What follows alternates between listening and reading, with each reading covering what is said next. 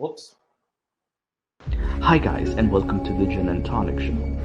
We help Muslims and non-Muslims to handle Islam in the 21st century. My name is Mustafa and this is my co-host in the nick of time. If you wish to talk about Islam, the ideology, you have come to the right place. We cover current Islamic news, Islamic scripture, some crazy comments, and a weekly topic about Islam to examine, critique, and analyze. If this is not enough Islam for you, please drop by our Discord to discuss any further questions about Islam. We condemn any form of discrimination, violence, misogyny, slavery. However, we do embrace free speech and criticism if it's factual and correct. Thank you for stopping by and enjoy the Gin and Tonic Show. Assalamu alaikum wa rahmatullahi wa barakatuhu, brothers. Thank you for joining us today in the 500th episode of the Gin and Tonic Show. How are you doing today? Doing very well. Good to be here on this momentous occasion. Can't believe it's been 500 episodes. Mashallah, brother Drastic. Mashallah. Oh yeah, I'm definitely very happy for it. But yeah, I think I should cut the act. And we are joined, mashallah, by a very cultured jinnah, a jinni. Assalamu alaikum, Mr. Jinni. Mashallah.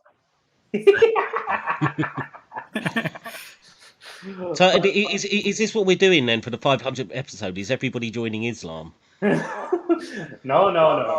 I know I've been dared to join Islam again, but I think I have to do that on either an April Fool's Day prank or on an Eid Day prank.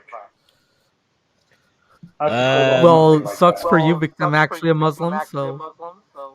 Hey, you're not a Muslim? No, I you took did my take the Shahada a few didn't weeks you? ago. You did, Yeah. and I was trolling... did you leave? I was trolling Redbeard. Oh, the Hamza Sources guy? No, Darren Hamza, that guy. Oh, There is someone.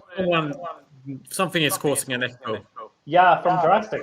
I think that's from Drastic. I'm sorry. I'll mute myself. So.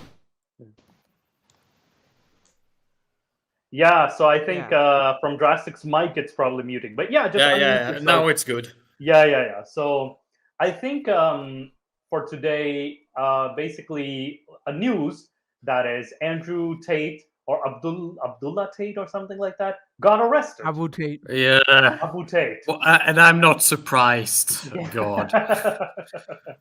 And I think we're gonna do a future episode on that guy. Zayn wanted to join us because we wanted to take a deep dive into not only his conversion to Islam, but also like his criminal history of trafficking, as well as countless frauds and abuse. Again, we'll have like content warning too, like, you know, it's going to be disturbing stuff too with Mr. Tate.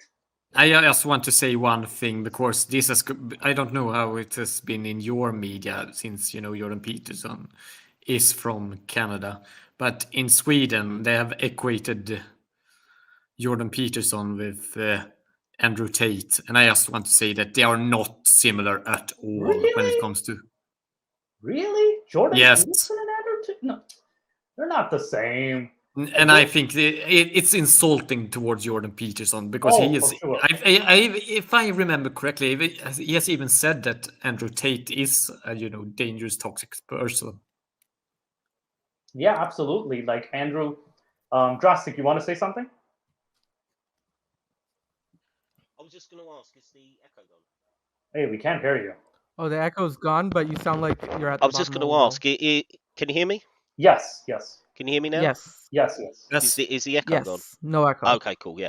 No, Yeah, so it's I was just going to say, should it might be good to say alleged trafficking, because I don't think he's been convicted yet, has he?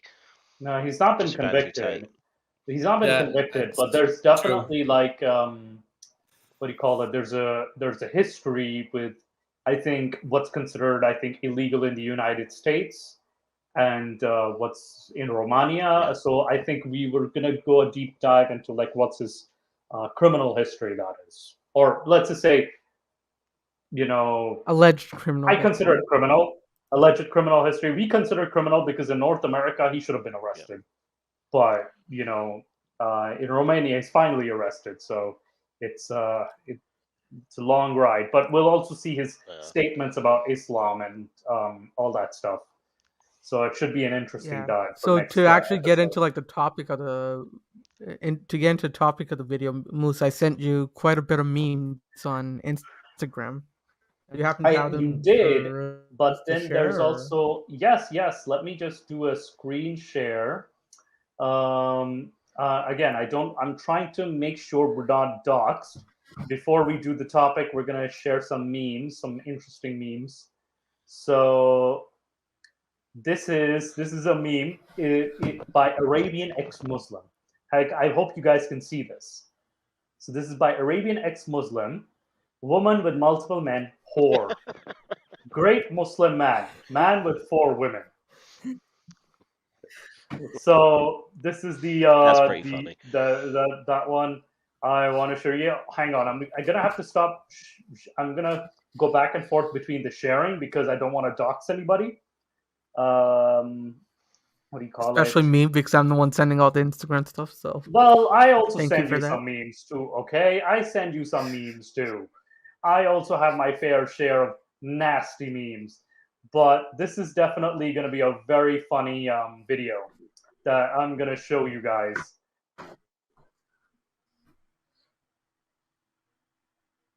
So this is going to be a, I think it's a video. No, because if it's Steven or Tyler, of course they're going to wait. How do I play it from the beginning? Seriously, what's up with Instagram? Oh, you're gonna have to wait till it's done. Oh man.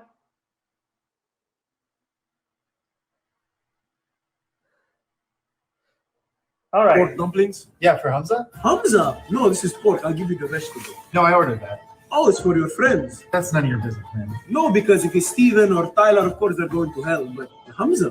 I don't want to lecture. The pig eats its own shit. Yeah, I know. I'm calling your father. How do you know my dad? Everybody knows everybody. Salam alaikum, brother. What's up, eh? The younger generation is lost. The irony is that the guy orders pork. The problem is he's having a problem with the guy ordering pork, but he himself is drinking beer, and he's ordering like bartender 2 beers. But this kind of reminds me about a funny thing with some of my friends when they went to me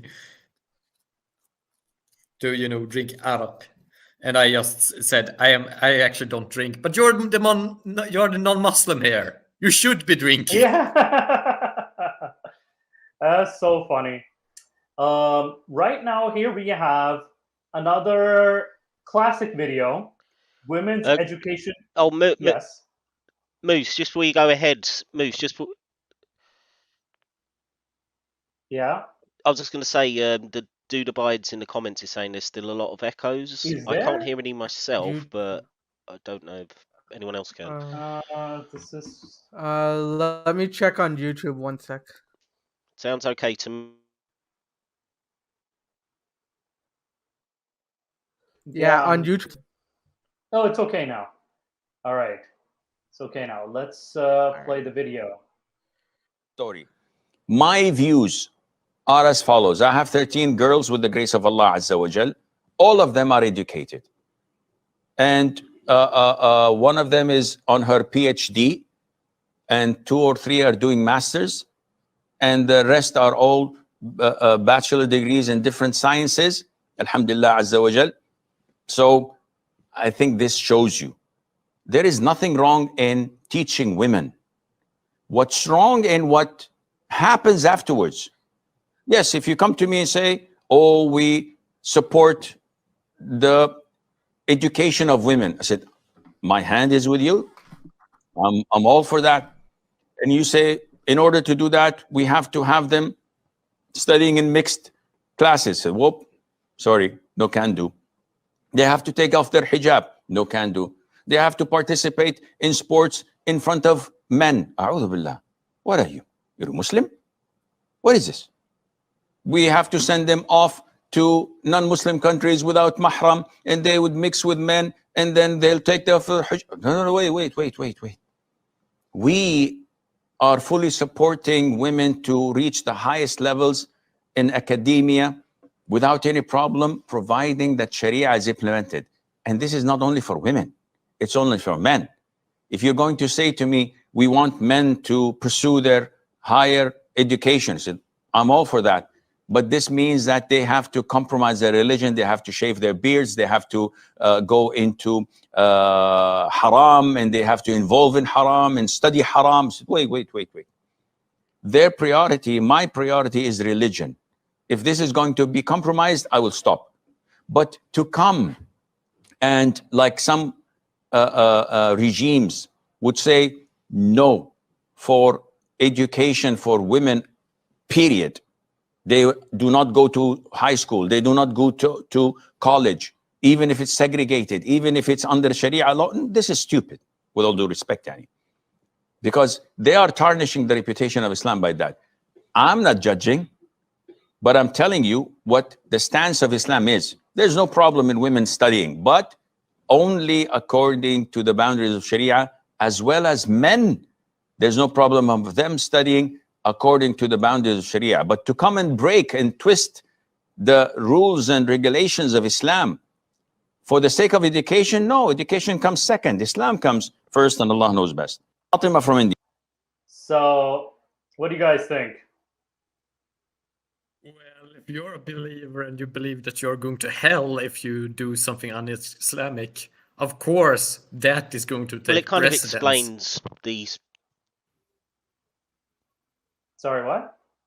No, go ahead, Drastic.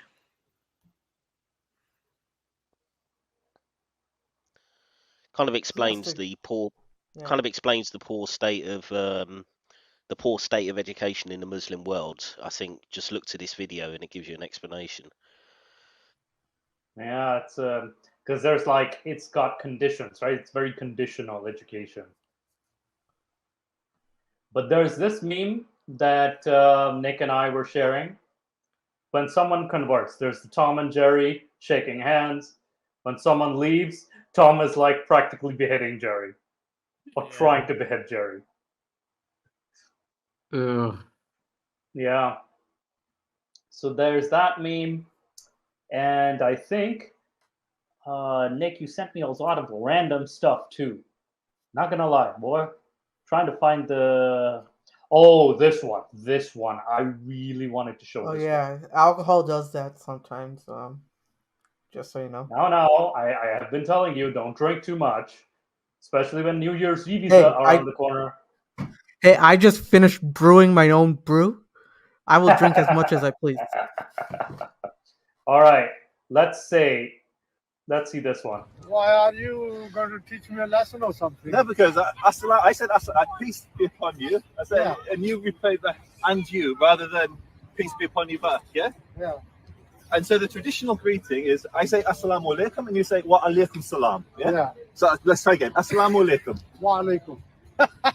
So the reason he's doing this is, there's a hadith that says you can't say wa alaikum salam back to a Jew. Oh. Okay, anyone who comes to me, any Muslim who comes to me say assalamu alaikum, yeah, I will say wa alaikum assalam. Okay. Right? But you are a Jewish. I am a Jewish. Yes? Proud Jew. Okay, go and say to me. Go and say to me. Wa alaikum, assalamu alaikum. Wa alaikum.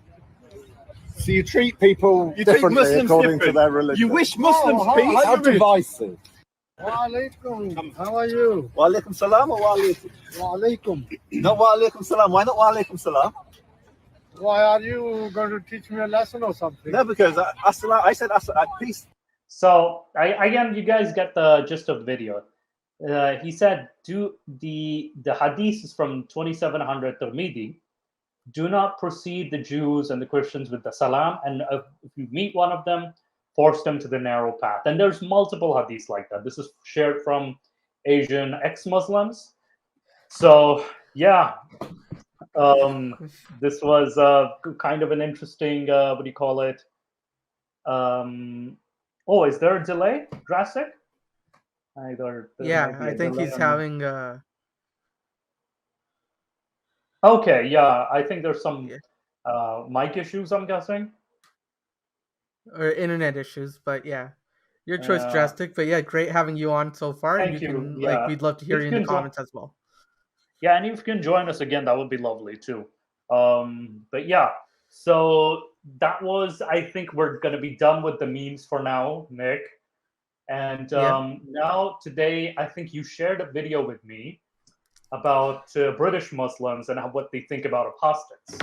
Yeah, So I know I'll this share is your that big. video. Oh, I'll I share have the that video. video. Don't worry, I have the video. Oh, you do? Right here. All right. Yeah, right here. So we're gonna start from the beginning. I'm gonna full the Yeah. screen. Let's go.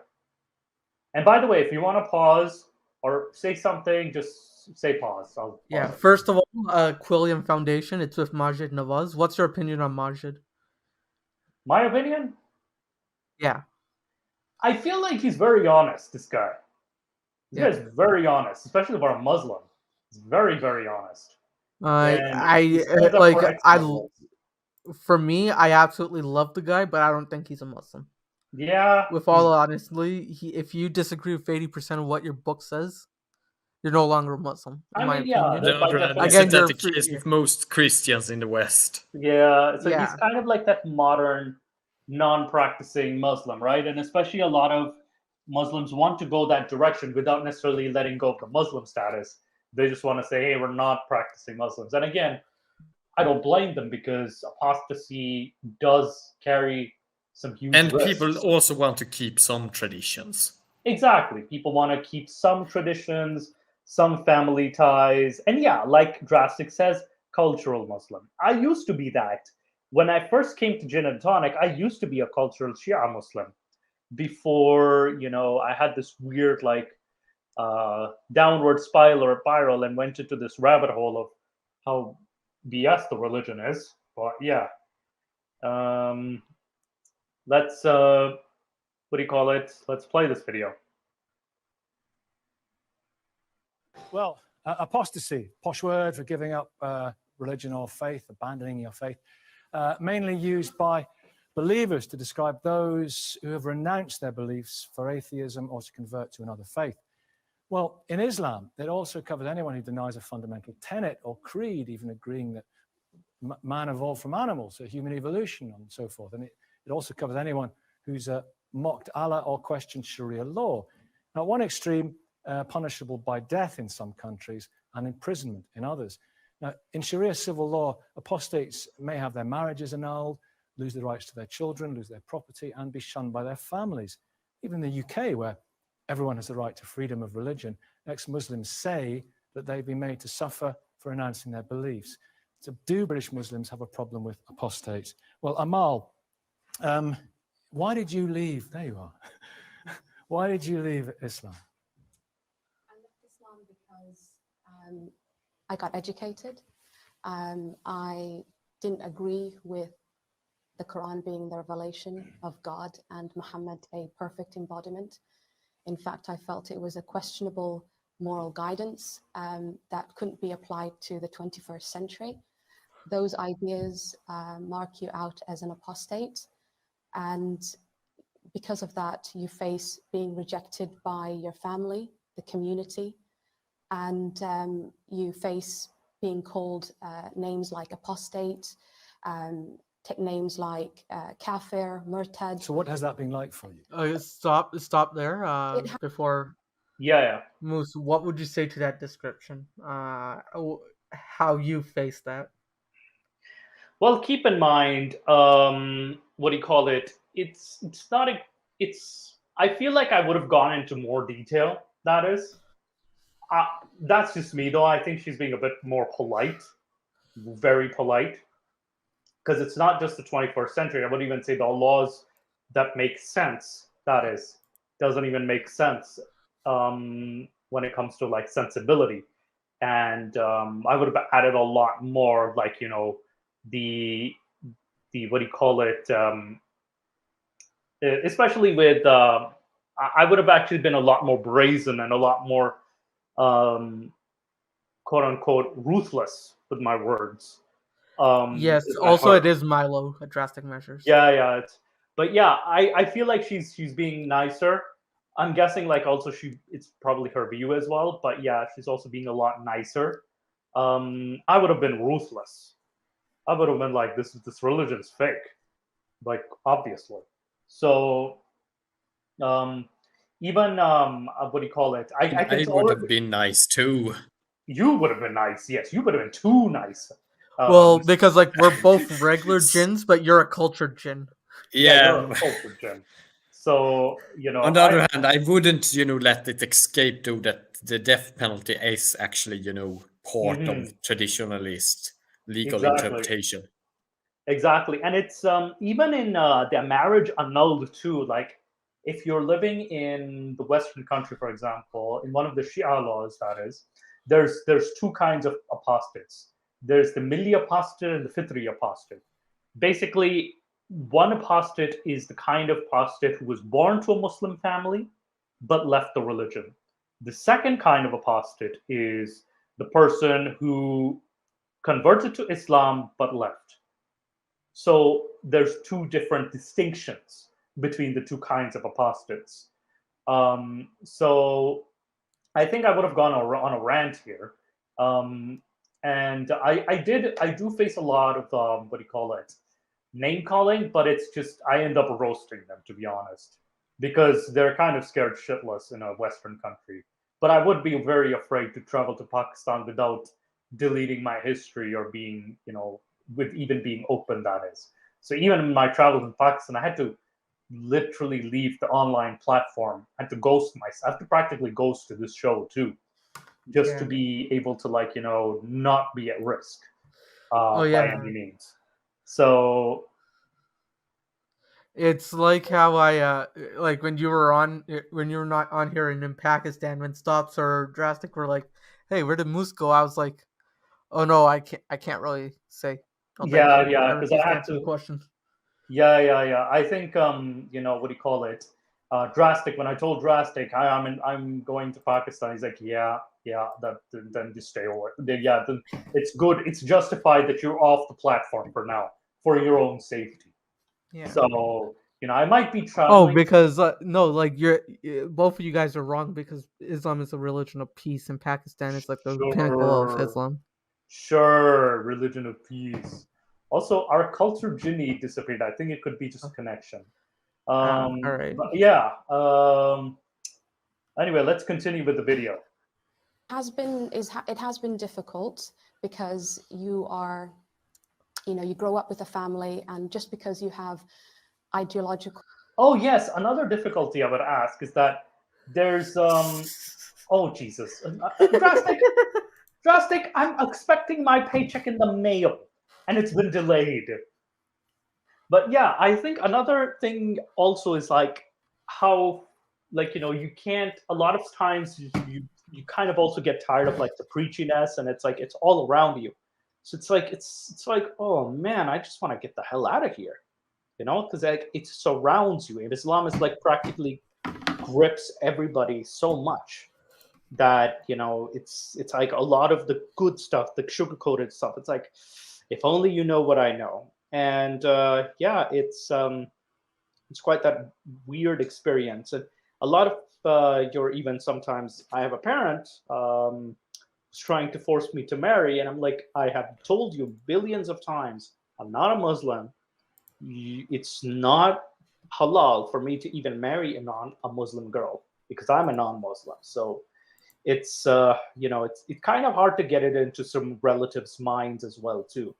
Even though they know, they still like insist, and it's like, oh, you can lead a secret life. It's like, no, you can't lead a lie. So it's shit like that, Anyway, let's continue. Divide. You decide that you don't believe in the Quran. Does that mean that you don't want to be with your family? But that's particular families. All families are different. I'm talking about the context of a devout Muslim family and a devout Muslim community. Is this a common experience, do you think? I think it is a common experience for individuals that come from devout families and live in devout communities. Islam to have a community of believers that strongly believe The that Ummah, yeah. the Ummah that believe that the Quran is the literal word of God and Muhammad's supposed perfect embodiment. It cannot tolerate any form of dissent. So you are rejected, you are threatened with potential Welcome back, violence Chinni. for breaking with this norm. Have you been? I have been, yes. And I have been, I'm estranged from my family because it has, there was no way my family was going to accept Pause it, that. Moose. But there are Yeah. hotheads. So I don't. So you can get as much as personal as you would like and such. But if you and Culture Jenny, how much ever you guys want to mention, but how much of that have you faced, or how much of that can you actually identify to, or have anecdotal experience towards? Well, keep in mind, I didn't get kicked out of the family, but I definitely, have had strained relations with certain family members. It's I can't say certain things, but also at the same time, it is a common experience. Yes, not for me. I have been at least privileged enough to be. I am a privileged person. I will admit that I am privileged to be in Canada. I'm privileged to be in a Western country. So, and I actually I'm able to abide by the laws of the laws and the regulations as well as the culture of this country. This would have been a different situation back home, though, in Pakistan. And this is not the reality for a lot of people, whether it's, and especially in the Middle East. So it is, especially there's an ex-Muslim I was speaking to, Gada Al-Zagar. She was from the ex-Muslims of North America. She was one of the founders, along with Sarah.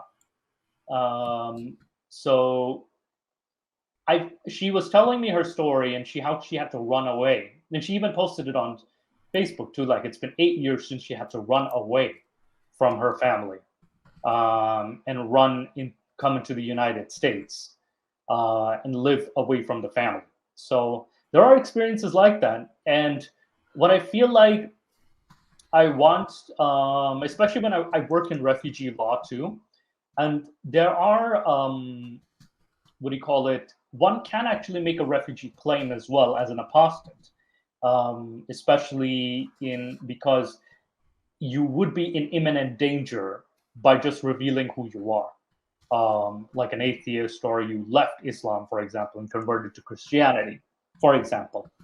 Because we also tend to ignore that those who also convert to other religions too. So we also have to consider those numbers as well. And there are some cases like that of apostates coming to Canada and claiming as refugee status. But not a lot of cases, because I think it's still like this, there's this stigma behind it, but it's slowly on the rise, so it's slowly and slowly there. But yeah, Culture Ginny, do you have anything to add? Since those atheists from Muslim background I know come from pretty, integrated families, they haven't had issues. But what I have seen a lot is issues with minority groups within Islam faring very badly. I mean, other sects, people converting into, because where I live, we have actually pretty active various Shia subsect and even Ibadi Muslims.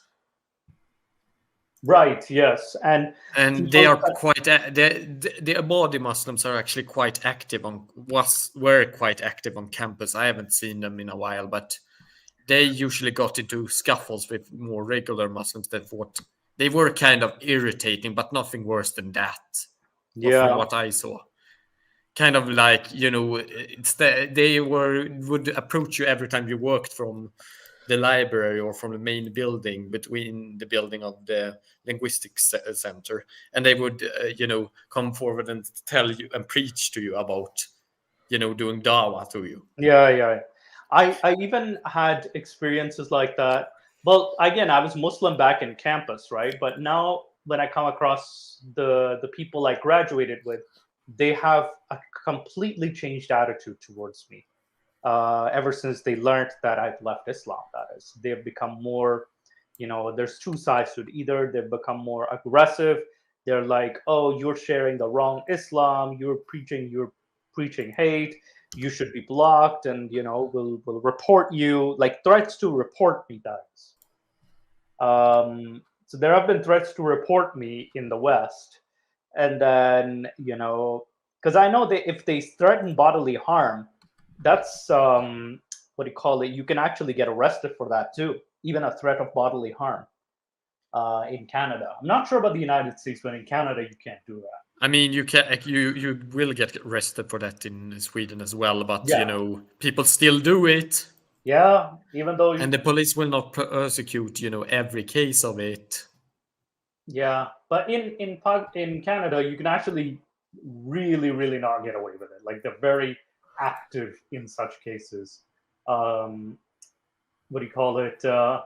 Yeah, so you can actually get detained for it, even for threats. You can actually get detained. So they have this very high standard of having a respectful environment. But yeah, let's continue with the video. I think we diverged from it. And idiots in every walk of life. Well, this is the thing. The headlines are grabbed by the so-called jihadists, the people who carry out vigilante violence. But what we're missing is the conservatives who sit behind that, the many Muslims who believe in that backward ideology and believe in that backward ideology, and even though they might not carry out violence, they will. I love how that bald guy's like, ooh, I love how that bald guy went sideways. Approve of it, and they do call you names, like I said, like murtad. Well, okay. And those are Sharia terminologies. Well, that carry the capital punishment. Let's have it in 23 countries across the world as part of the penal code. Let's get Abdullah. Let's get this sorted out. Let's sort it out once and for all. When all Sharia conditions apply in a perfect Sharia state, should apostasy be a criminal offence? Yes or no? Well, here we are again, another groundbreaking Islam is evil or bad discussion and so on. And I think it's been done to death. Oh my God! Immediately he's diverting the question. He just asked a yes or no question. Unfortunately, before we go any further, could you just clarify? But I mean, look, I could say that We've never done apostasy before. I could say I've done. I became Muslim because I was educated. Right? Just because I don't think it's wrong to say just I became educated. That's why I left Islam. Can we just establish the ground rules on this? It's a straight question, then we'll move on to the other issues because it's fascinating. Because 23 countries across the world, it's in the penal code. When all Sharia conditions apply in a perfect Sharia state, should apostasy be a criminal offence? I don't accept the Victorian era translation of. What the hell? He will never admit to it. No. I don't accept. I don't know. I don't accept that there is no apostasy. Pause it for a sec. Yeah. Why is this guy? I've seen boxers dodge punches worse than this guy dodging questions. Yeah, and even the other girls, he's never going to admit it because he wants to present this sugar-coated view. And especially a lot of people who clap because, of course, those religious nutbags are going to clap at him because, there's the bias because they're already looking at her dirty. So, do you know what the honest answer should be? Yeah, it's from this guy. Yeah, he should say, in the British Islam or in the modern Islam, it shouldn't be there, and it's something that we need to revise. That statement. I would have loved that. I would have loved that, but he doesn't want to admit it. And because the question is, if perfect Sharia is applied, all conditions aside, assuming all things constant. I'm following classical understanding is killed under apostasy laws around the world. So there is something going on in post-colonial secular states. Post-colonial secular states. They are applying the Sharia. And I say that I reject the even idea of there being an apostasy law in Islam in the first place. Let me ask you one more thing. What does it mean? Wait. Let's clarify first of all. What does apostasy mean to you then? Well, apostasy in English, apostasy just means changing your mind. Whereas in Islam, irtidad would be best translated as sedition or treason. All right, which I saw in some states it's seen as treason or sedition. Okay, I hate how they make it into treason Like they shifted the This trend. is also kind of like saying, "Oh, but we don't hurt any innocent people." Yeah. Then the question is, how do you define innocent? Yeah. So he's talking about, basically he's trying to shift the blame and say, oh, we punish treason, so apostasy is like treason. It's like, really, changing your mind is like treason? And then they'll try to shift the blame. And I like Jinny said, it's like, oh, we're not hurting innocent people. What the fuck? Anyway, let's see what this guy says. Actually leave the religion. Let me ask you one more thing. Then we'll throw it into the mix with everyone else. I mean, you shared platforms with this London Imam, Haytham al-Haddad, who says that female genital mutilation is obligatory. He supports wife beating, supports gays being killed, and he has said that apostates should be killed and that their blood is halal. Oh, Do damn. you disown this disgusting bigot? Pause that for a well, sec right first there. and foremost, I share Pause that. platform. He shared a That platform with the Imam. Oh no, Yeah. the thing is, I share the platform with Nadia Rama. Doesn't mean I agree with the gentleman. Yeah, Just because yeah. someone shares a platform with someone else, it can be a debate or whatever. So that question is kind of useless, in my opinion. I'll give him that. Yeah. I agree here with Nike, because I have shared platforms with a lot of people that I don't agree with. Yeah. Yeah, that's a head ass question. So I genuinely do not agree with that. Yeah. I feel like he should have worded it differently, though. That you follow the teachings of this Imam, for example, or you follow. If it were phrased that way, I think we could have gotten a little more, a little more out of it. But I think, yeah, he kind of asked it wrong. With atheists, Christians, Jews, even Just answer the apostates and so question, on. Abdullah. Don't, No. Wait a second. Just say it. I think what is I think what is unfair is She's also saying, she's correct. Just answer the question, because the question is, would you disown this person? Do you want any association with this person, or do you agree with this person? Simple as that. He's not answering simple questions. I could bedeck this entire audience out with people who've become Muslim, who've been ostracized by their family, Do you disown this kicked out of their disgusting house, bigot? threatened, abused by their parents for becoming Muslim. They've had to spend the night in mosques because their parents have. Do you have disown threatened this them, disgusting bigot? Nick, he will never answer that question because he believes in a concept of tricking. No. I believe in the concept of if you're going to talk about someone, invite them and let them speak for themselves. I'm only here to talk about ideas. This is what he said. I'm only here to talk about ideas. This is what he said. I'm not your Inquisition court. I'm not your Inquisition court. Well, firstly, bring him, bring Haytham Haddad and let him defend himself. This is on the record. This is what he said. You can only agree with I will not accede to this Inquisition court you're going to set up to say, do you condemn this or do you condemn that one? So you're on here, but you're not going to express any opinions. Seems like a waste of time. No, about ideas. Pause for a sec. She's absolutely right. Yeah. So he's like, you're wasting our time, basically. But the white lady, she's owning him in that regard. So people. So I haven't been coming to talk about people. I'm not anyone's lawyer. Is the idea of female genital mutilation a good or a bad idea? Female genital mutilation? I disagree. There's some video on YouTube. One sec. Oh, we got suspended for policy violations on YouTube. What? Yeah, stream unavailable. Stream suspended for policy violations. Are you serious? Seriously, YouTube? Hang on. Go onto the YouTube and check. Shit. Hang on. I'll share my screen and show you. Seriously? Yes. So this is what I see on YouTube. Oh, stream unavailable. What the heck? What the heck just happened? All right. Can the audience still hear us? Because I'm not getting comments either. Yeah. All right, let's end this and start a new one. Yeah, let's start a new stream. All right. Hang on. Let me end this broadcast.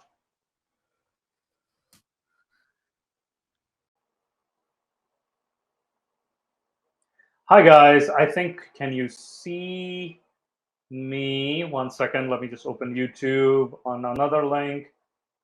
My back. Yep, I'm back. All right, so I think we got taken down due to some what do you call it? Some issue. Just join the link here. I just join the link. Also put it here.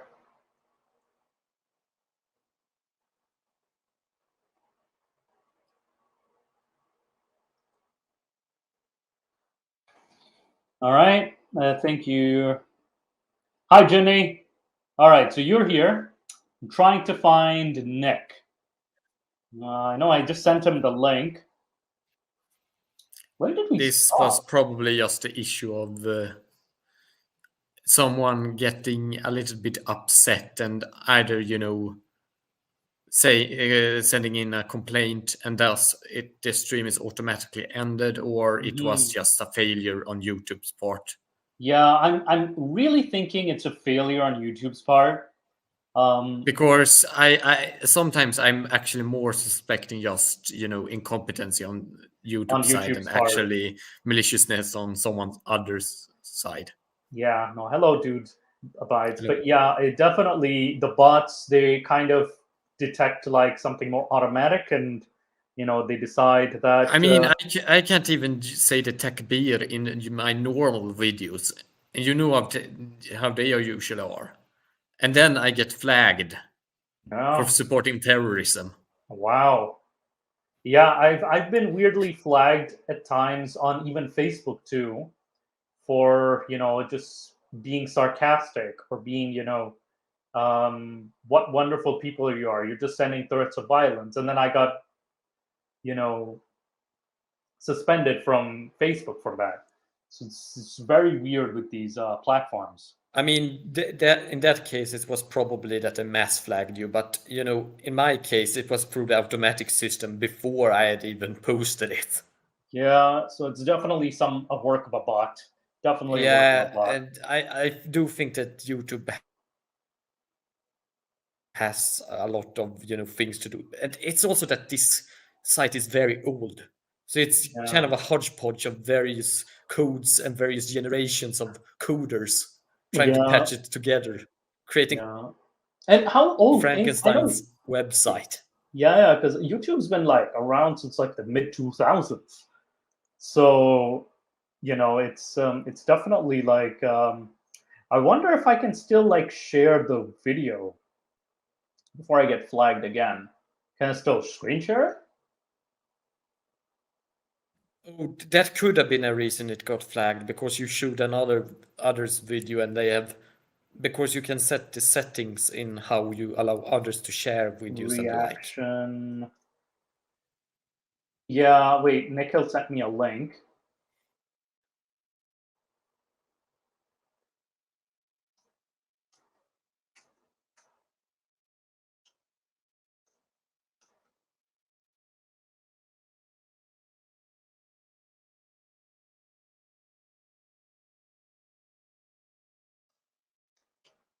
Okay, Nick is coming on. There we go. 1 second. I just add him to the stream. Welcome, Nick. Welcome, Nick. Hello. Yeah, now we get to see your beautiful face. I created my goddamn link. I'm sorry. That's okay. I wonder what we can do. What do you call it? I wonder if it was the video that we were sharing. God damn it! Don't use my face. All right, I'm changing it. But yeah, I'm guessing it's the video, the Quillim International video that we're sharing. We're sharing, but I don't know. Should we continue? I mean, it could have been that, or it could have been someone that flagged us. You haven't got a new warning, have you? Not yet. No. I'm checking YouTube Studio. Yeah. Because if not, then it was probably just the automatic system that just shut it down because you showed another video. Probably. Yeah, Nico's just checking. Sorry, guys. Sorry about the weird technical issues. Because I had, there was a Muslim that asked if they yeah. could. So basically, I got my phone YouTube Studio here. Yeah, there's no restrictions on the video. Previously. Interesting. Yeah, visibility public and restrictions none. There's so no it's probably just the auto system that terminated it, but then determined that it was okay. Yeah, that's what I'm guessing. But yeah, let me just screen share again. Let's hope we don't end the stream this time. If it ends, fuck it, we're going. Yeah.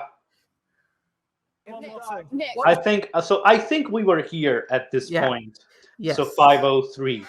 All right. So right. Wait. Let's clarify first of all. What does apostasy mean to you then? Well, apostasy in English, apostasy just means changing your mind. Whereas in Islam, irtidad would be best translated as sedition or treason. All right. Which I remember. No, it's not. It's apostasy is leaving your faith. He's bullshitting you there. Irtidad means to, go back. Yeah. Yeah. Literally. Radda is to, do something repeatedly. The ifta'ala form of it means to take the action to you. Yeah. So if you take something, going back, doing something, repeating as an action to you, you're going back. Yeah. You're reverting. So, and if anything, like it's what do you call it? He's misrepresenting it because he's trying to paint it in such that it's treason, that is, but in reality it's just someone changing their belief. And how Islamic scholars define it is that even just not believing is apostasy. And there's a certain, I think different scholars have different requirements, but there's definitely the connecting dot is you stop believing in God, you stop believing in Muhammad, who is the messenger of God. So yeah, you stop believing in that, so you're an apostate. All right, let's see what he says. It's seen as treason or sedition to actually leave the religion. Let me ask you one more thing. Then we'll throw it into the mix with everyone else. I mean, you shared platforms with this London Imam, Haytham al-Haddad, who says that female genital mutilation is obligatory. He supports wife beating, supports gays being killed, and he has said that apostates should be killed and that their blood is. Well, I think we covered this part. We already covered this part. Who've been ostracized by their family, Do you disown this disgusting house, bigot? threatened, abused by their parents for becoming Muslim. They've had to spend the night. I know this is the point he was deflecting, right? We were at this point. Yes, this was where he in mosques because their parents have. Do you disown this? We are facing oppression too, but Yeah, it's a form of, it's called whataboutery. It's whataboutism or whataboutery. Yes. It's like trying to deflect from the issue that is being discussed by talking about other issues or something that's not relevant to the topic at hand, but trying to make it such that that topic is just as important, but in reality, it's not. That's what it's called, whatabouterism or whataboutism or whataboutery. So it's a very interesting, it's a very common deflection method. Disgusting bigot. Nick, he will never answer that question because he believes in a concept of tricking. No. I believe in the concept of if you're going to talk about someone, invite them and let them speak for themselves. I'm only here to talk about ideas. This is what he said. I'm only here to talk about ideas. This is what he said. I'm not your Inquisition court. I'm not your Inquisition court. Yo, pause it for a sec. This guy's the most ridiculous person I've seen on planet Earth. Yeah, and it's anything. I hate how people are clapping for him because there's a biased audience there, like the Muslim audience. But it's just I love how the lady next to him is roasting him. About the Sharia. Well. Firstly, Do you believe in the Sharia? Bring Haytham Haddad and let him defend himself. This is on the record. This is what he said. You can only agree with I will not accede to this Inquisition court you're going to set. Well, and he says it's on the record. This is on the record. He said it. So up to say, do you condemn this or do you condemn that one? So you're on here, but you're not going to express any opinions. Seems like a waste of time. No, about. Yeah, I think Nick, you loved this moment. I think we were. Yeah, you love this. Ideas, not about people. So I here's haven't an been idea. coming to talk about people. I'm not anyone's lawyer. Is the idea of female genital mutilation a good or a bad idea? Female genital mutilation, I disagree with it strongly. Good. I disagree with it strongly, but is it a bad or a good idea? But he disagrees with it strongly. Yeah, he disagrees with it, but he never said, interesting choice of words here. You might forgive him for that, but keep in mind, interesting choice, I disagree with it, but he's not saying it's a bad or good idea. He's avoiding the question in a very sneaky way.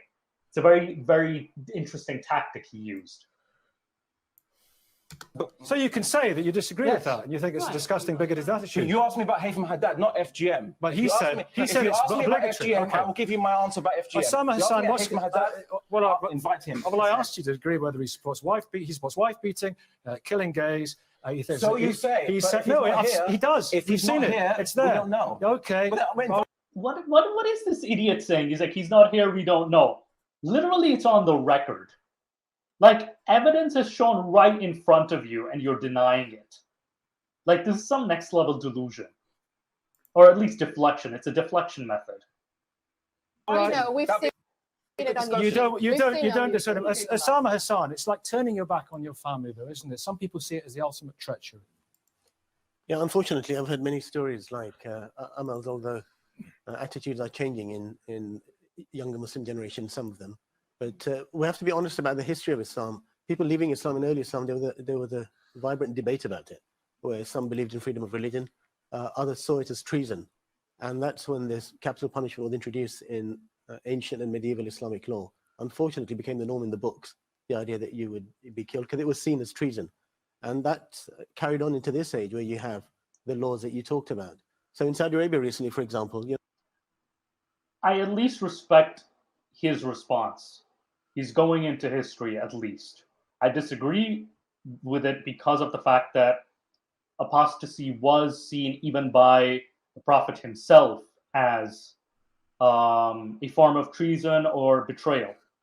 Because there's a story of, what's his name? Abdullah bin Abi Sar. Abdullah bin Abi Sar. He was a scribe of the Quran. And what happened was that when he suggested a certain verse, Muhammad was like, yes, that's how it was revealed to me. So Abdullah bin Yasar was like, this guy's just bullshitting. I can make up verses. So he left. And he was seen as like an apostate, that is. But then when they did the conquest of Mecca, Abdullah bin Abi Sar was brought forth to Muhammad. Muhammad didn't say anything. And Usman, Abdullah bin Abi Sar's cousin, tried to save his life, be his advocate. Nothing happened. So Usman said, I think he assumes it. Let's just assume he's not going to do anything. Okay, you're alive. Now, interesting note was that Muhammad then looked at his fellow fighters and guards and said, why did you not behead him?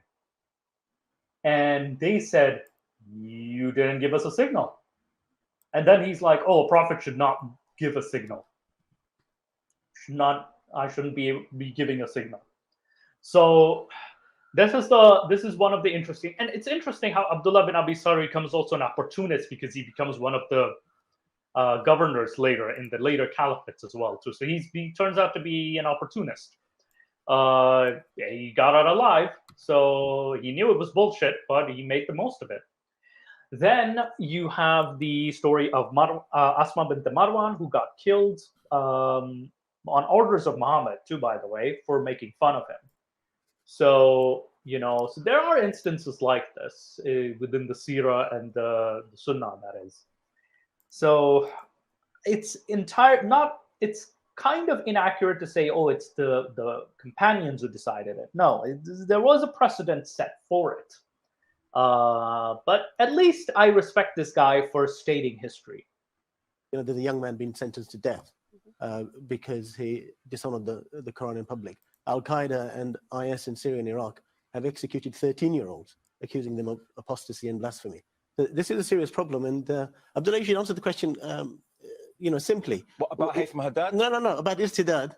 do you regard it as treason? Do you believe in freedom of religion? Should Muslims have the freedom to convert to other religions or leave their faith, just as others have the freedom to convert to Islam? Or should they be killed if they do that? It's a serious question for the modern age. Well, and it's a good question he's asking as a moderate Muslim. That is, at least he's, at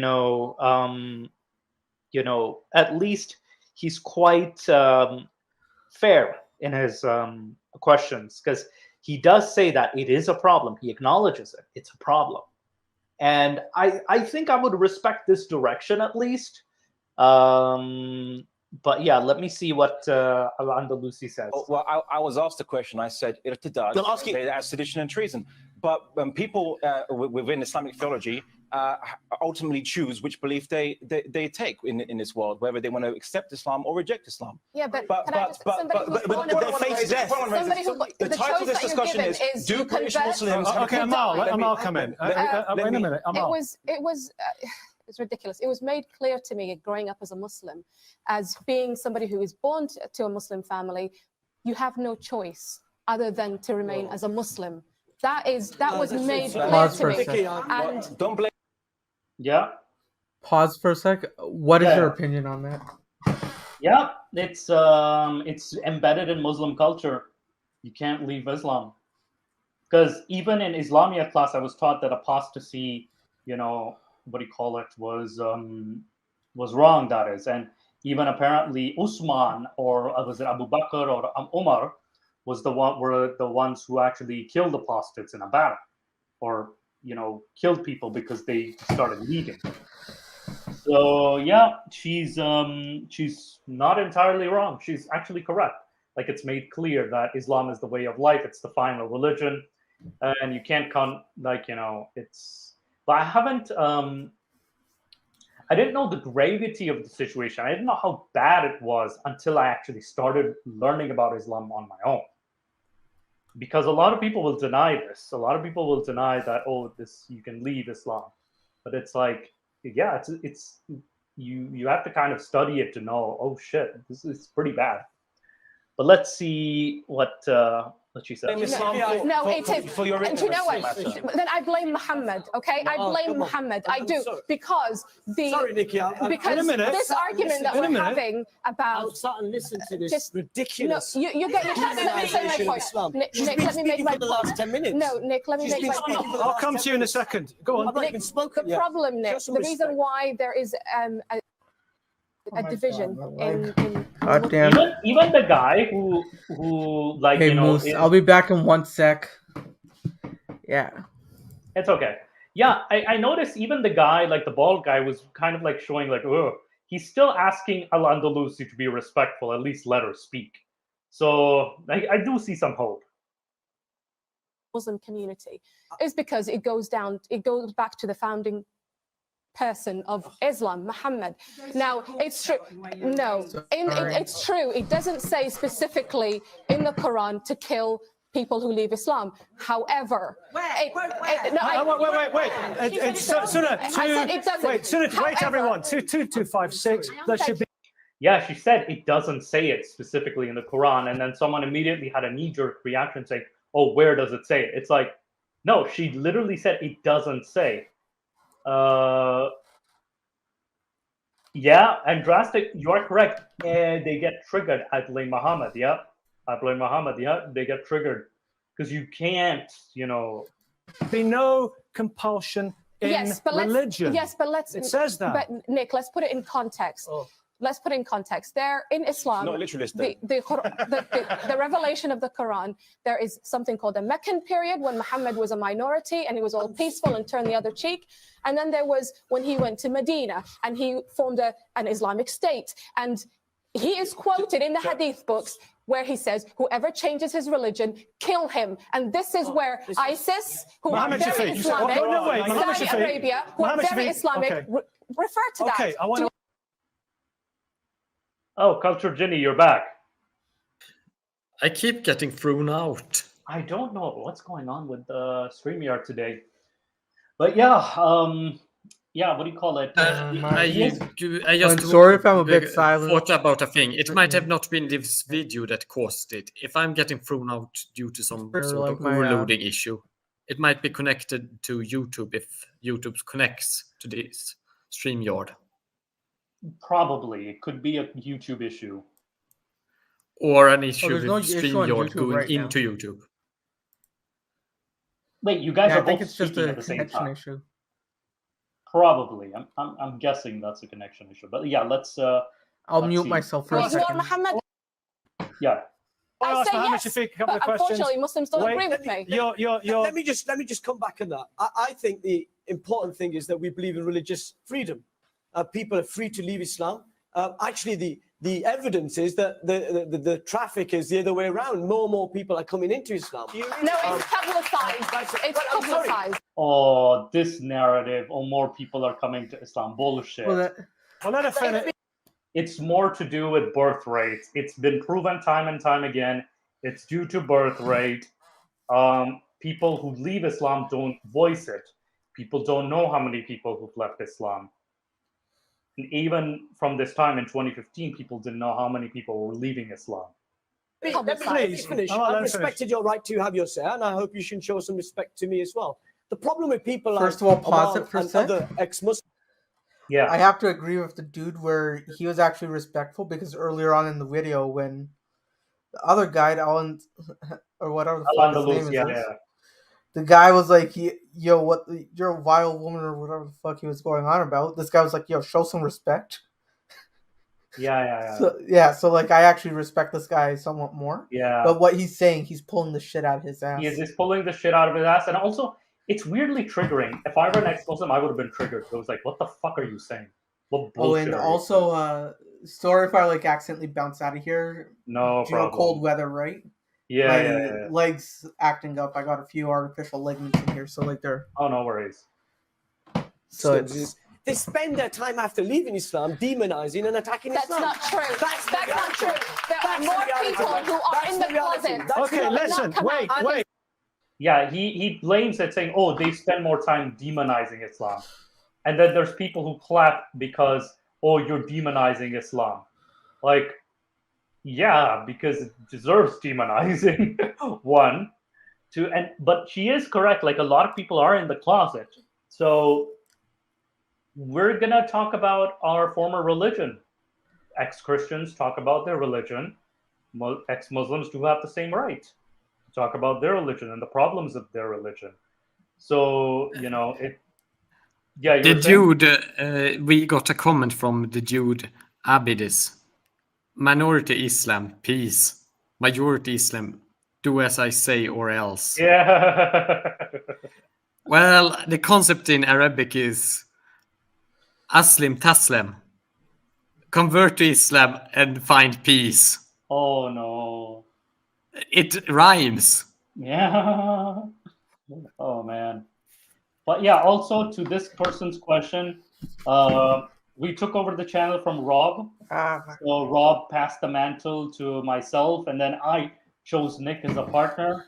And now we're both running the Gin and Tonic show. We try to get Rob in stops as much as we can. Yeah, so we are taking because I think Stops is also running a German channel as well, so they have a lot on their plate. We did our 11-year anniversary, and they were on.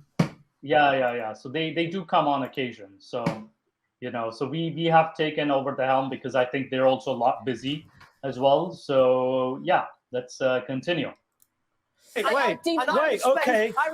Let me ask you a question, Mohammed. You said that, and you said it very clearly. Let me ask you a question. When you talk about demonizing, of course, you were involved recently at the center of this campaign against Majid Nawaz when he tweeted the Jesus and Mo cartoon. You tweeted Gushtaki Rasul. It went all over the world. That means defamer of the prophet.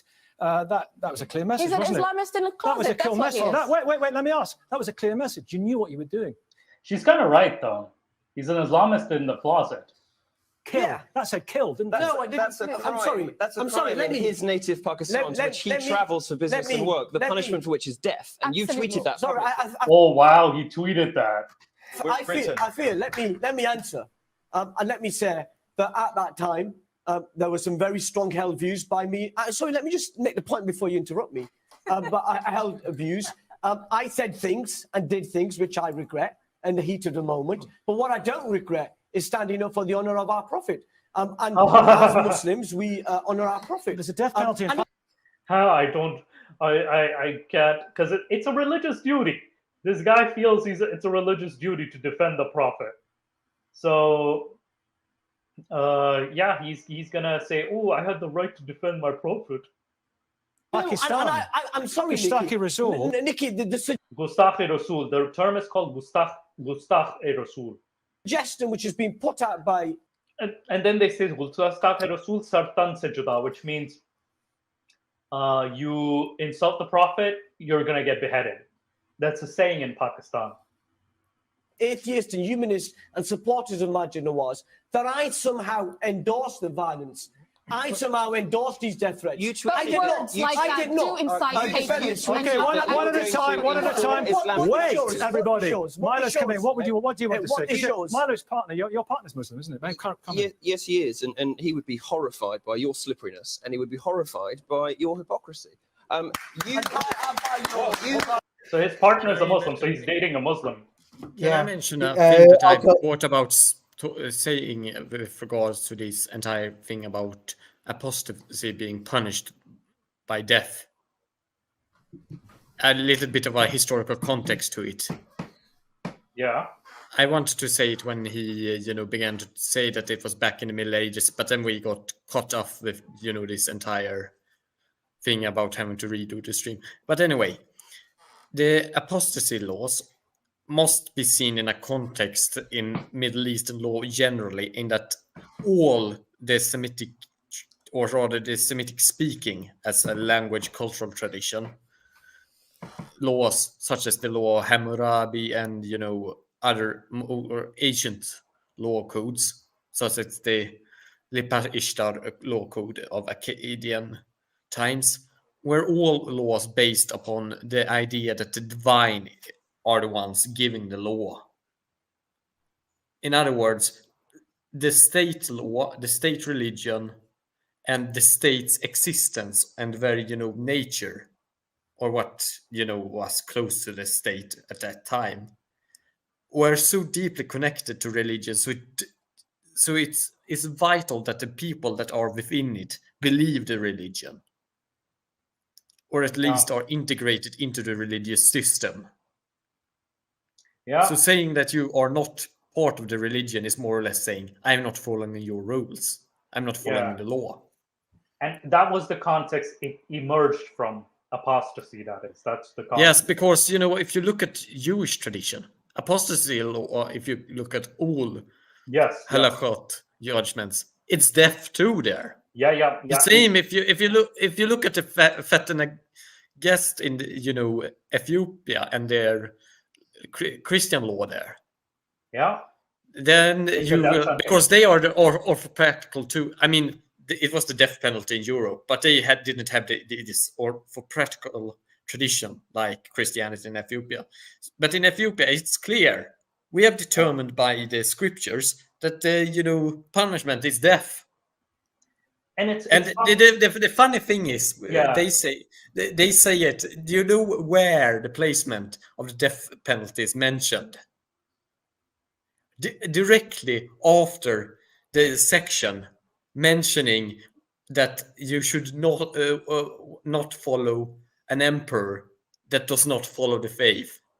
Interesting. Very interesting. So it does have kind of, it isn't just,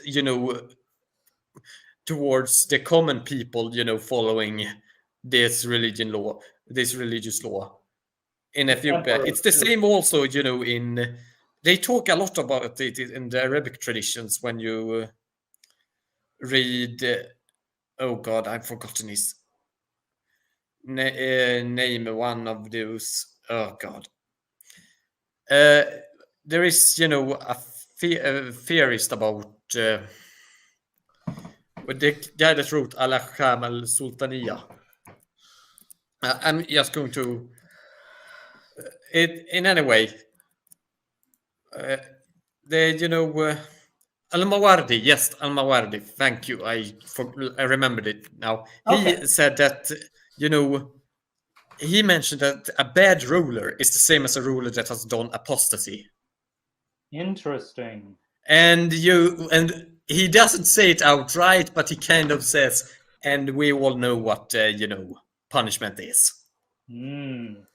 So, like, it was, and it's funny too. Like, you mentioned the Christian tradition of Ethiopic Christian tradition.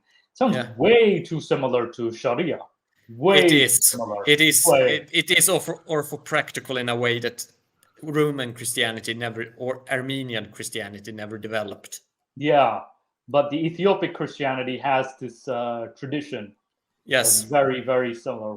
Whoa! Like I get surprised at how weirdly similar to the Islamic Sharia. I mean, this is why I've also begun to study guess, and I've argued that we need to compare Ethiopic legal traditions and Ethiopic cultural developments more with the Islamic world, because I suspect that a lot of things that are taken from Ethiopia were integrated into early Islam. I mean, the fact that a third of the terms in Arabic can be traced to South Semitic languages such as guess as borrowings should show that there was a very strong influence. Yet we always focus on Persia or on Greek influence, but never on Ethiopic influence. Yeah, like there's no denying there is Greek influence for sure. Like the term Iblis, for example, is from diabolos, from Greek. Like we can't deny that there is some Greek influence, but yes, you are correct. We also need to look into the influence of the Ethiopians from the south, and the south is practically ignored because, let's face it, Mecca is towards the south. Medina is there, and Medina was indeed occupied by not only the Babylonians but also by the Ethiopians. They did occupy Medina for a while. I think this was the King Tubba was the one who occupied Medina before he converted. I do know that they did also control Yemen, and they did during the year of the elephant actually walk upon Mecca, but they that advance was halted due to various factors.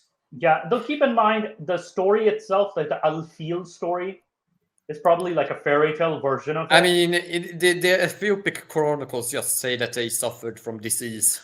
Yeah, and in the Ethiopian tradition, he just died. Well, like there's nothing specific about the incident. Yeah, but it was just a failed campaign due to disease and mismanagement. Yeah.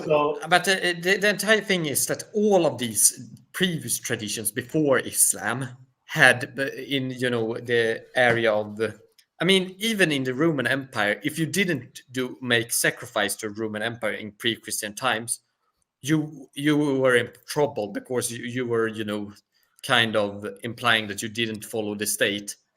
But it was even more so in the Middle East and in North Africa, in Ethiopia, that if you didn't follow the religion, then you were more or less saying that I'm standing outside of the law. Yeah, and also it was what do you call it? There was a sacrifice or some tradition with the Romans that the Christians refused to do. Yes, that was why they were persecuted. Yes, mainly. That was the reason they were persecuted. I think which emperor was it during? Was it like during? It was during several. It began with Nero, and it continued during several later emperors, especially Diocletian. He was very brutal. Yeah. So Diocletian was extreme. Basically, I have to look into the history of Diocletian. And Diocletian is also kind of with the tetrarchy that followed, the kind of guy that actually set up Constantine. Yeah. He didn't suspect him of doing what he did.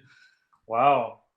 Or rather, Constantine's father, but Constantine's father was at that time getting replaced by his son. Yeah. Yes. Diocletian. Yeah, that's the guy we're talking about. Diocletianus, yes. Yeah. So anyway, we've diverted a lot. Yeah. But that was an interesting diversion. Yeah, but my only comment is that historically, apostasy in this context, from where Islam came from, was the norm, that it was punishable by death. And there were very practical reasons for that. Well, and keep in mind, it's not just the Islamic tradition that is. However, you also see like the stories of Muhammad. He, how he has a punishment for apostates. That is the Hadith, for example, does say that is he who kills his religion, who changes his religion, kill him. So, and at the same time, there's a bit of hypocrisy there because you have other religions living under you, but your own religion, if someone leaves, then you kill that person. So that's where what do you call it? It became a bit of a hypocrisy, and this is where it depended on the ruler. That is, it really became very hypocritical after. It's not hypocritical because you assume that all religions are the same. Islam is obviously the truth. Shut up! Shut up! In the eyes of the believers, in the eyes of the Muslims. Shut up, Jinn. You go back to your little Jinn layer. Yes. All right, let's continue with this. Wait. You tweeted that you were going to inform Islamic countries that Majid Nawaz had committed this crime for which you used the Urdu, which is a crime punishable by death in Pakistan. You tweeted that you would inform Islamic countries of what he'd done. What is that if not? Interesting how he informed people. So it's very interesting. An incitement to violence toward his person. I'm sorry, a request for the death penalty. Suddenly this seems to be a witch hunt against certain individuals that come onto the program. It is not. I love how he says a witch hunt against certain. This is. I would take any witches from Council of Ex-Muslims. Look, I'm really Stop playing the victim. Go on, Mohammed. I'm trying to answer. Go on, Mohammed. Let Mohammed answer. Let's wait. I'll tell you what, everyone. Shh. Let's have silence. Let Mohammed answer. I know Kate wants to come in, and Abdullah, I'm going to come back to you. I've said already, and I've said it on record, and I say it again. At the heat of the moment, things were said, which I regret. If I had a chance again, I certainly wouldn't have done that. But I don't hide away from the fact that I want to defend my faith. I want to defend the honor of the Prophet. And things were done in the heat of the moment. But, this is part of the problem. If you want to have a rational debate about Islam and Muslims, we have experts like the Council of Ex-Muslims. And if they spent less time demonizing Islam and Muslims. Wow, so he labels us as demons. Like, we're the, what do you call it?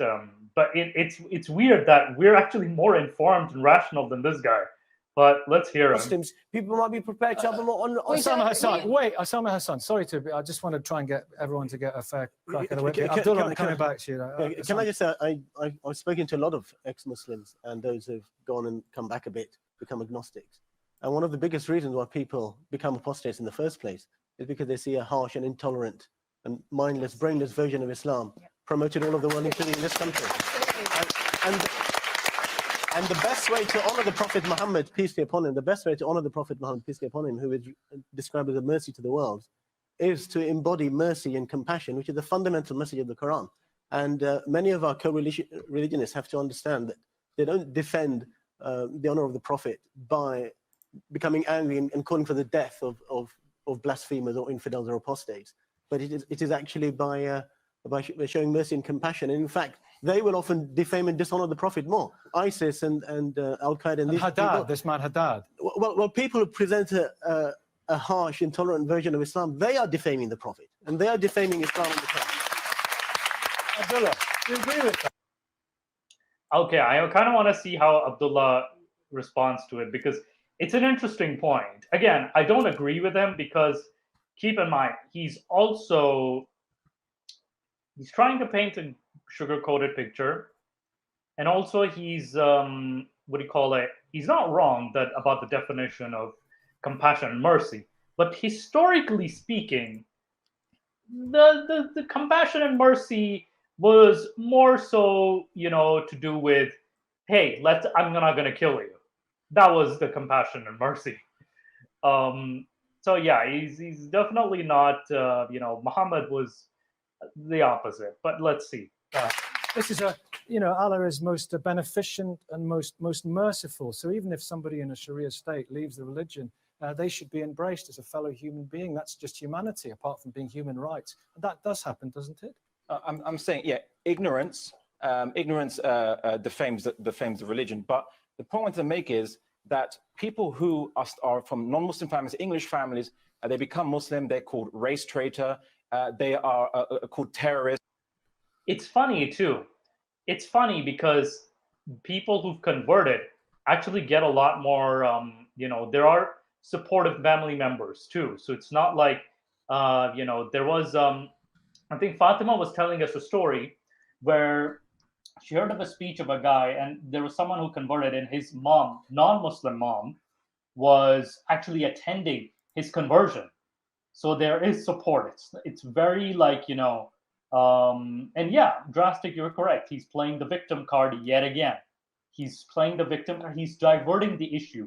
If the topic was conversion, then yes, his thing, like people who convert to other religions, persecution, sure, that would be relevant. But when it comes to apostasy, this is not relevant. They are abused. So we see this actually happening across the board, not just with Muslims. So the fact that in all religions, or many religions, you're picking on Muslims here is disingenuous and connect it with some law that has to do with an Islamic state of which we are not. I'll give you an example of that in Hinduism. Yeah. In the same house, you can have people that follow Hare Krishna movement and then also follow Lord Shiva, and then are also agnostic at the same time. Yeah. Hinduism doesn't call. So in the same family, you can have people that follow multiple religions.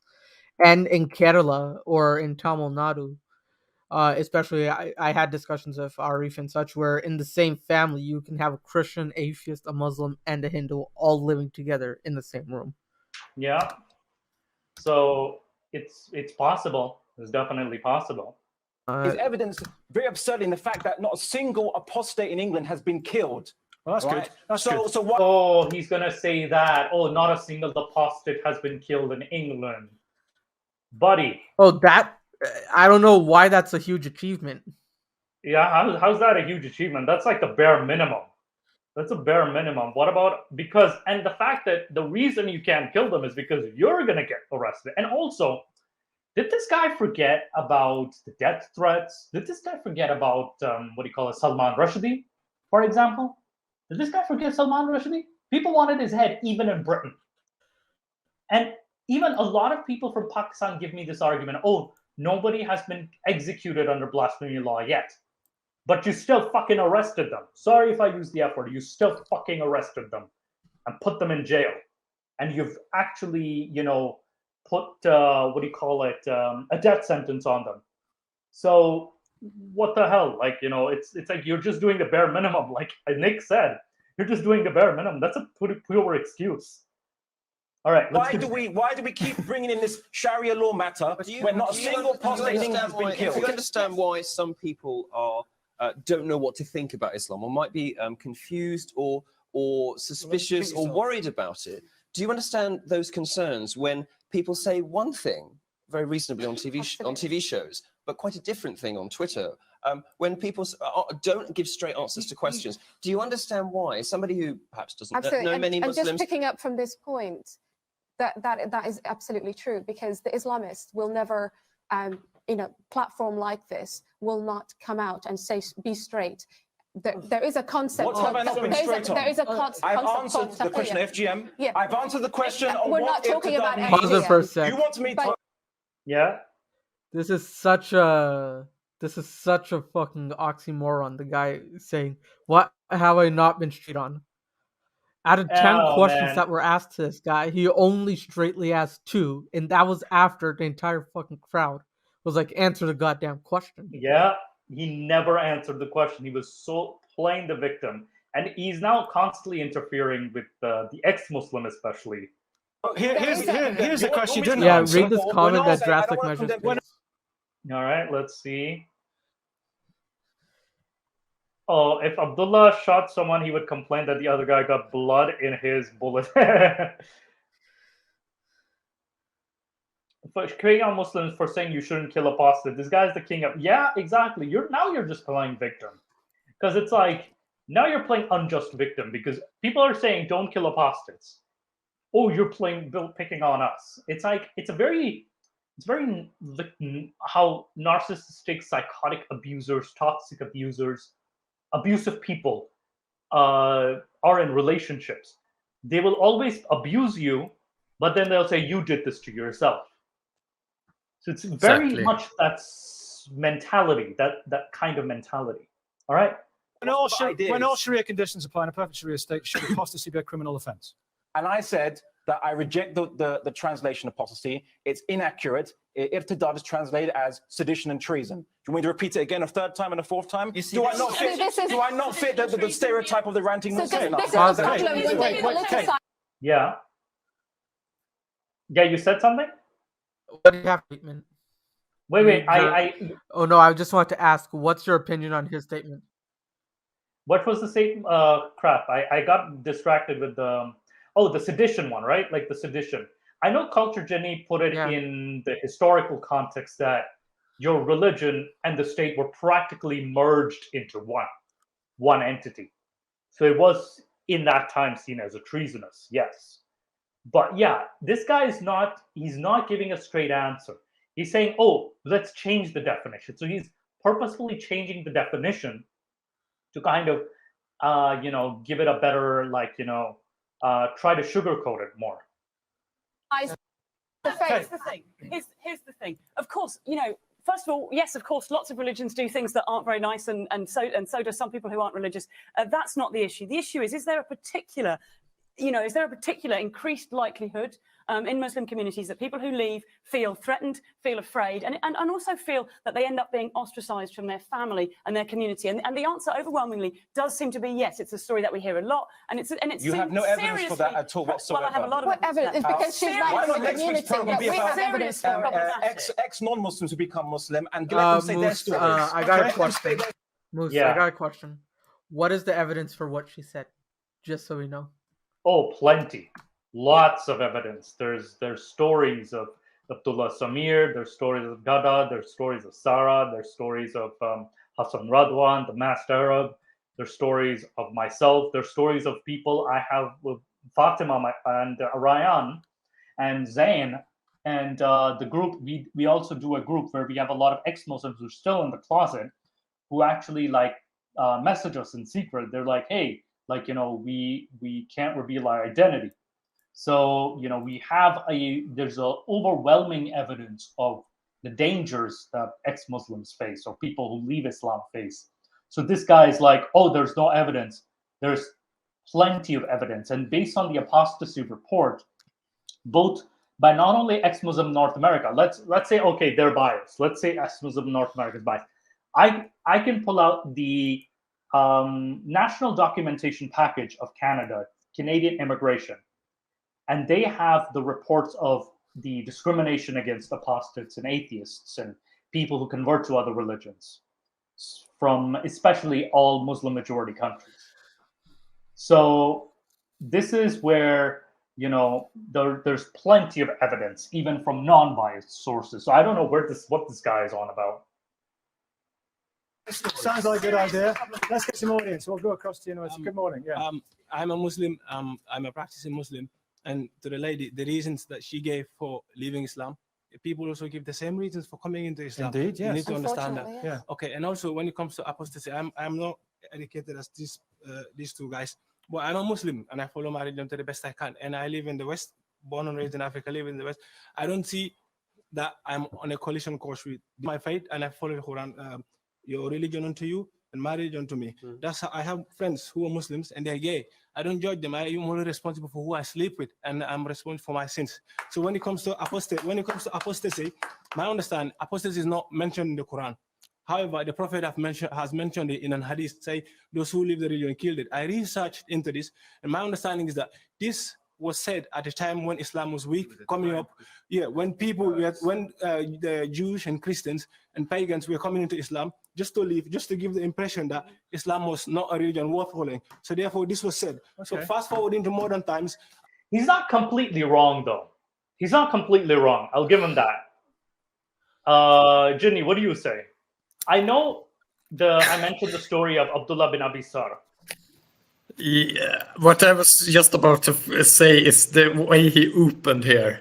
It felt like, could it be even more stereotypically liberal Yeah, that's and I okay. felt ease. I mean, Yeah. I don't have as I've said previously, we should be glad that there are liberal people here and that there are people that doesn't take this that seriously. But still, I just felt that you overdid it a bit. Yeah, it But cringe. I And have a also- question.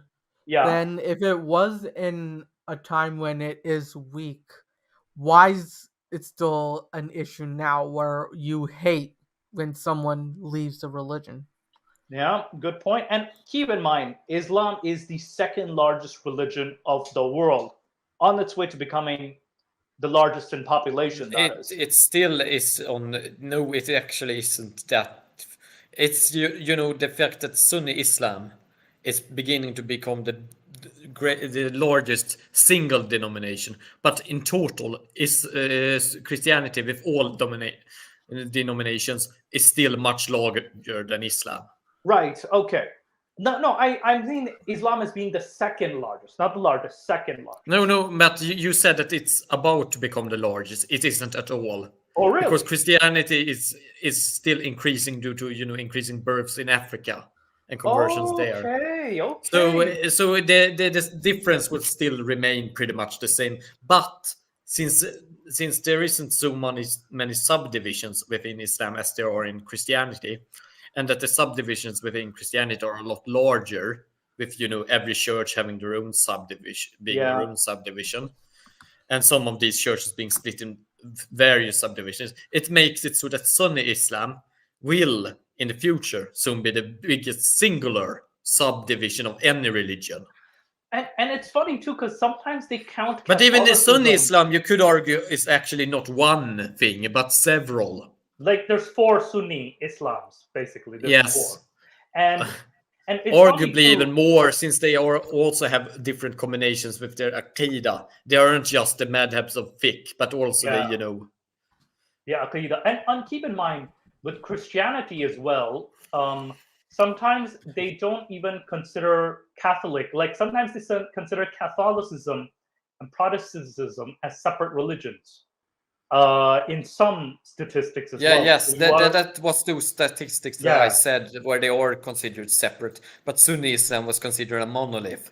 So by that way, they would consider it the biggest. But I don't think you should even view Sunni Islam like that either. But if you are going to have those definitions, then of course you could very well argue that Sunni Islam is about to become the biggest single domination. But they also said that the gap between Christianity and Islam will pretty much remain the same in total.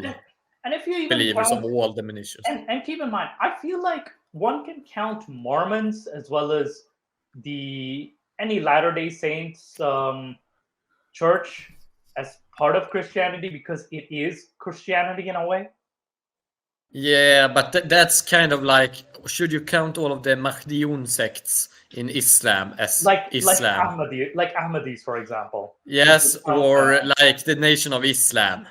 Yeah, and keep in mind, in that last case, even I would be, hesitant to, group them in there.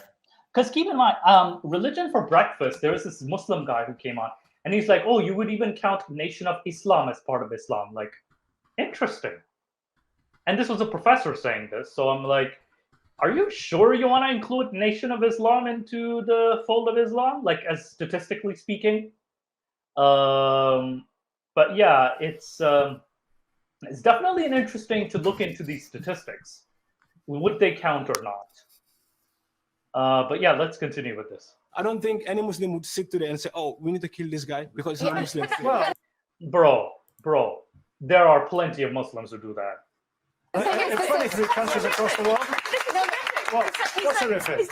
He's saying, well, these days we wouldn't kill apostates, but when Islam wasn't so strong, or at some point in the future, it would have been okay. It was never okay. It was never okay to say that there was ever a time or a set of conditions in which it would be okay. That is horrific. I think this is when Muslims who are in denial will be very selective. I think the voice is being all over the. But yeah, let's. Islam and Muslims will be selectful in their understanding of Islamic history. There is, after the Prophet Muhammad died, or Muhammad died, he's no prophet to me, but when he died, there is a whole wars that Abu Bakr and Ali waged. It's called the wars of the Murtad wars, or the apostate wars, where Abu Bakr and Ali actually burned alive people that were accused of apostasy. So ISIS didn't invent this. Pause it for a second. But I like how everyone should interrupted.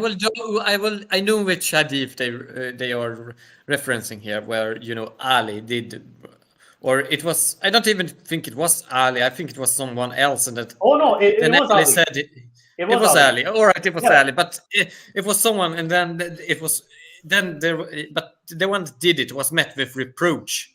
Now keep in mind, Ali was In seen that, as. yes. Ali was seen as the man kunta mawla fa'aza haliyan mawla, like he's the spiritual successor of Muhammad, right?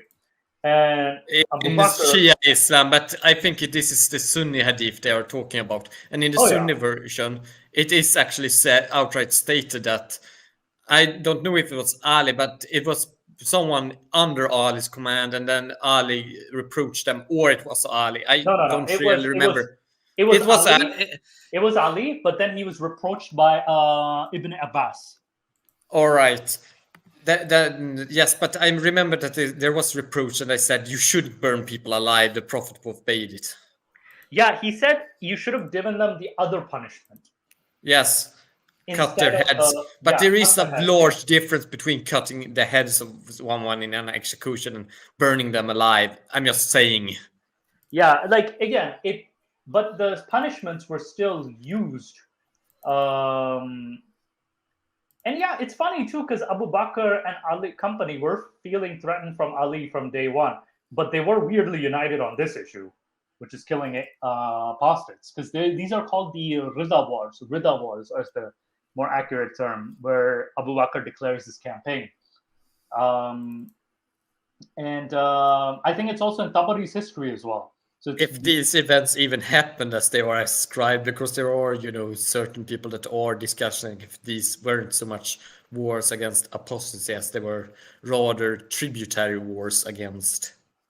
Yeah, one can argue, again, this is assuming, we're assuming the Islamic narrative, right? Keep in mind, we're assuming the Islamic history as it happened, or as it's written. We're not assuming the fact that, did it even happen or not? Because that would be another topic on its own. That is, did these things even happen? I think we were doing a video of Muhammad's existence too, and I think on top of that we would also talk of the existence of these figures as well. So this would be quite an interesting topic to dive into, actually, with you especially. So it's definitely, like you said, assuming the Islamic narrative. We're only assuming it.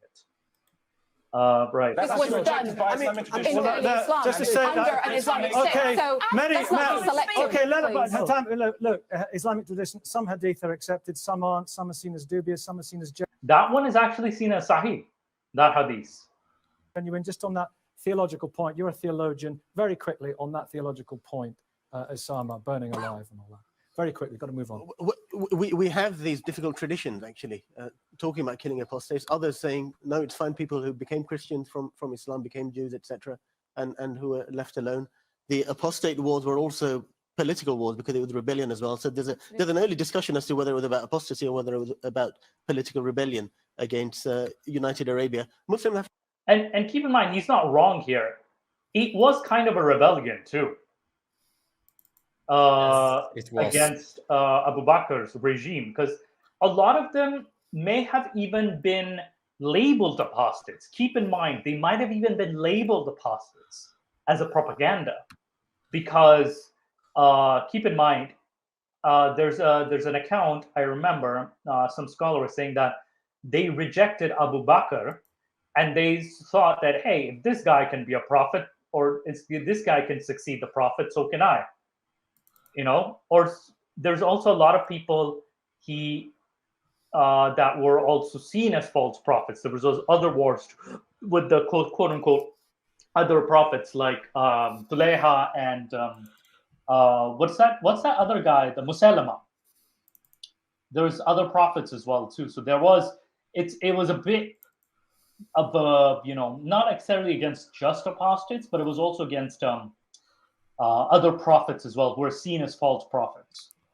To grapple with these difficult issues. These are difficult issues in our tradition. The Ottomans repealed the apostasy laws in mid-19th century, 150 years ago.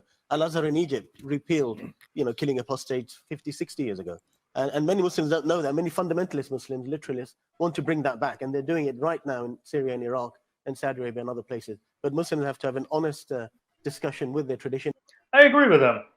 And of course, you can be educated and still be Muslim and a devout Muslim. Well, thank you very much. Thank you.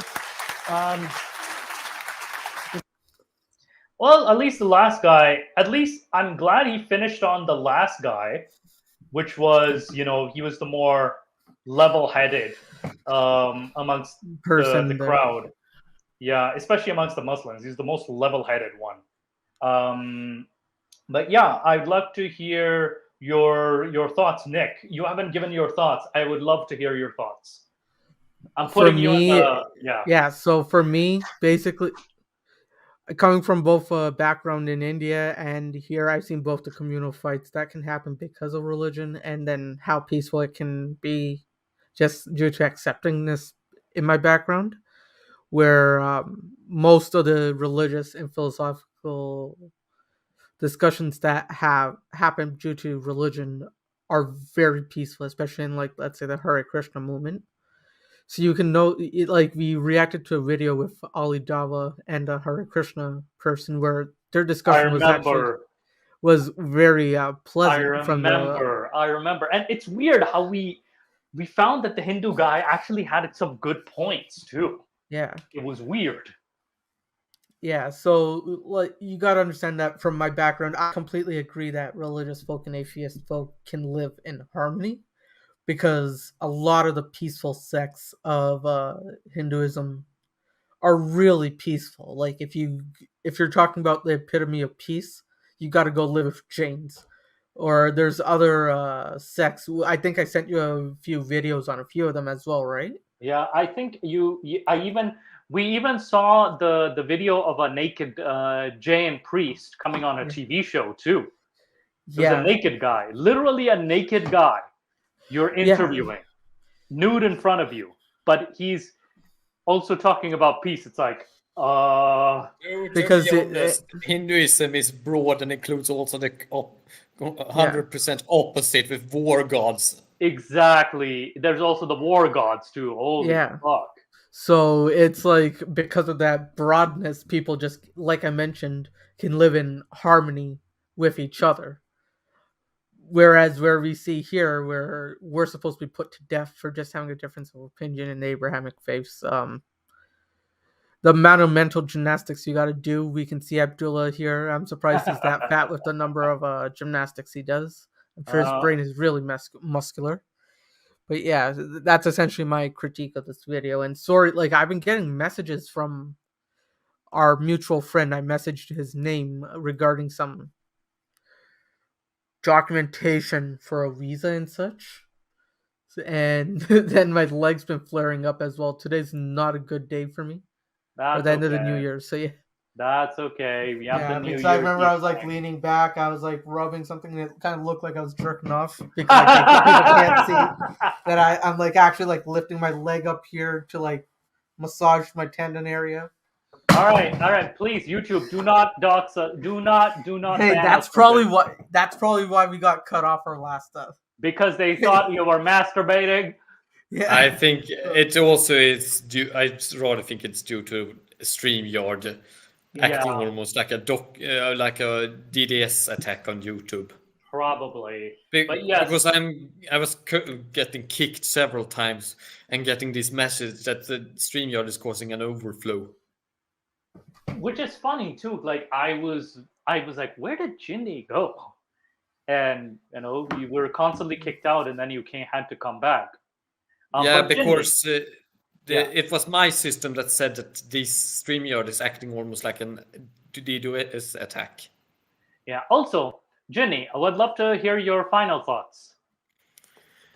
Yes, apostasy is an archaic practice that made sense in the times it was, practiced and invented, but times have changed. Spoken like a true moderate Muslim, haven't you, Mr. Ginny? Exactly.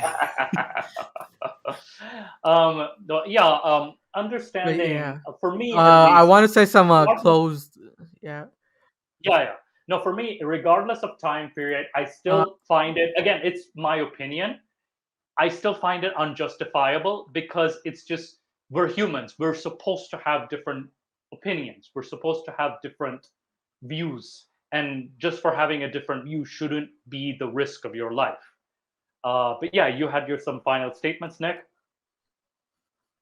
Yeah, Arif, a gentleman that we had on our channel before, he is doing a movement in activity for a charity right now, which I'm actually supporting in the background. But just want to put it out there for anyone who wants to go see his social media and donate. He's actually doing a full-on attack on FGM personally with the Perfect. charity. Perfect. Where he's fighting that in Kerala and overall India, where it's still a huge part. Yeah. So yeah, to anyone who wants to see his social media, please do check out that episode and help him out. And because he's personally doing it, I pretty much trust that the funds are going towards the cause. Whereas he's not taking some random charity and asking us to donate to it. No, absolutely. Thank you so much for the plug in, Nick. And do check out that episode, guys. Thanks for the show, Drastic Measures. Thank you for joining us briefly, albeit briefly. Dude Abides, Banksy Style, Smile. We'll see you next week. This time it's a Saturday next week. We did it a Friday. This was an exception because of the New Year's Eve. And I know all of us would be either intoxicated with alcohol on that eve. So, good luck drinking. Drink safe, please, everybody. And next episode, we're doing a Saturday, same time. I'm guessing Nick and I feel like we wanted to do and Mr. Andrew Tate, cover some news about him, some past, some also we're trying to get Mr. Zain on as well. So, but we'd love to. Then after that, Culture Jenny, I'll reach out to as well. But I've researched quite a bit about the Arabic and Muslim slave trade, which I want to do.